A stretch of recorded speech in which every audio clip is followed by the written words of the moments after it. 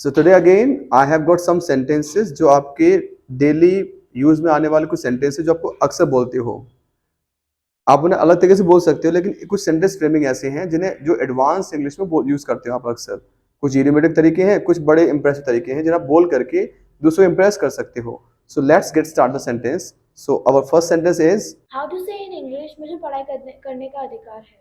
मुझे पढ़ाई करने का अधिकार है। जब कोई चीज का अधिकार होता है तो हम बोलते हैं एंटाइटल्ड टू।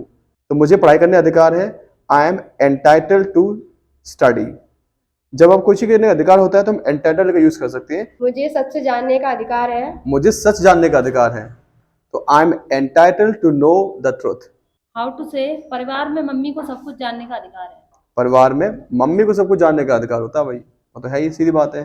तो mother is entitled to know everything in family. You also can practice one sentence. You also can comment below and practice the sentence. यहाँ क्या हो रहा है ये जानने का अधिकार मुझे है। How would you make this sentence and comment below and practice now. Sir how to say in English ऐसा लगता है कि उसका कुछ खो गया है। ऐसा लगता है उसको कुछ खो गया है, ऐसा लगना। तो he appears to have lost something. He appears to have lost something. इसमें एक सेंटेंस आप भी कमेंट कर सकते हो, आप भी प्रैक्टिस कर सकते हो। ऐसा लगता है वो यहाँ किसी को ढूंढ रहा है। ऐसा लगता है वो यहाँ किसी ढूंढ रहा है। How would you make this sentence and comment now. How to say in English ऐसा लगता है कि आपके पास साहस नहीं है।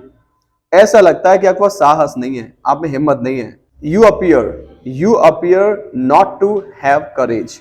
जब उसमें नॉट लगाओगे तो उसमें टू से पहले आप नॉट लगा सकते हो। इसमें भी नेगेटिव सेंटेंस भी आप एक सेंटेंस बना सकते हो।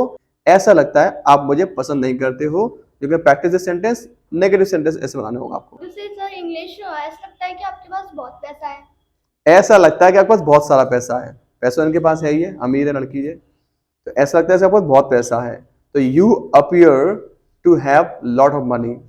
You appear to have lot of money. How to say in English sir मैं बाजार से कुछ ना कुछ खरीद ही लूंगी। मैं बाजार से कुछ ना कुछ खरीद लूंगी। आप अक्सर सेंटेंस बोलते हो कुछ ना कुछ तो होइएगा, कुछ ना कुछ तो खरीद लेंगे। कुछ ना कुछ के लिए हम यूज करते हैं something or the other. Something or the other.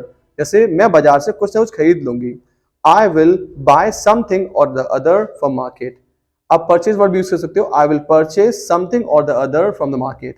तो कुछ ना कुछ, समथिंग और द अदर। एक सेंटेंस आप भी कमेंट कर सकते हो। जब भी वो बाजार जाता है कुछ ना कुछ खरीद लेता है। जब भी वह बाजार जाता है कुछ ना कुछ खरीद लेता है। Make this sentence and comment now. How to say हम क्लास में कुछ ना कुछ सीखते हैं। हम क्लास में कुछ ना कुछ तो सीखते हैं भाई। तो we learn something or the other in the classroom. We learn something or the other in the classroom. Sir how to say in English वो कुछ ना कुछ करता ही रहता है। वह कुछ ना कुछ करता ही रहता है। तो अपना भाई, अपना दोस्त, अपना कुछ लोगों के फादर ऐसे होते हैं, कुछ लोग करते रहते हैं। तो he keeps doing something or the other all the time. You can also practice and make this sentence in English. It's homework for you. Sir class में कुछ ना कुछ तो पढ़ाएंगे ही। सर क्लास में कुछ ना कुछ पढ़ाएंगे। How would you make this sentence? Comment now. How to say in English कोई ना कोई आपकी मदद कर ही देगा। कोई ना कोई, ये आपका एक और, जैसे आप लोग सीखा कुछ ना कुछ, ऐसे होता कोई ना कोई। तो someone or the other, कुछ ना कुछ something or the other, और कोई ना कोई someone or the other। तो कोई ना कोई तो आपकी मदद कर देगा। Someone or the other will help you if you ask। एक सेंटेंस आप भी प्रैक्टिस कर सकते हो। घर जाइए, कोई ना कोई आपको मिल ही जाएगा घर पे। Make this sentence. How to say in English वह हमेशा किसी न किसी से बात करती ही रहती है। वह हमेशा किसी न किसी से बात करती रहती है। तो she keeps talking। she keeps talking with someone or the other। How to say in English कोई ना कोई उसे हमेशा बुलाता ही रहता है। कोई ना कोई हमेशा उसे बुलाता रहता है। Someone or the other। Someone or the other is always calling him। Someone or the other is always calling him। कोई ना कोई उसे बुलाते रहता है। एक सेंटेंस आप भी कमेंट कर सकते हो। उसके घर पे कोई ना कोई हमेशा आता है। उसके घर पे हमेशा कोई ना कोई आता है। Make the sentence and comment लो। How to say in English उसने मजाक मजाक में पैसे फाड़ दिए। उसने मजाक में पैसे फाड़ दिए।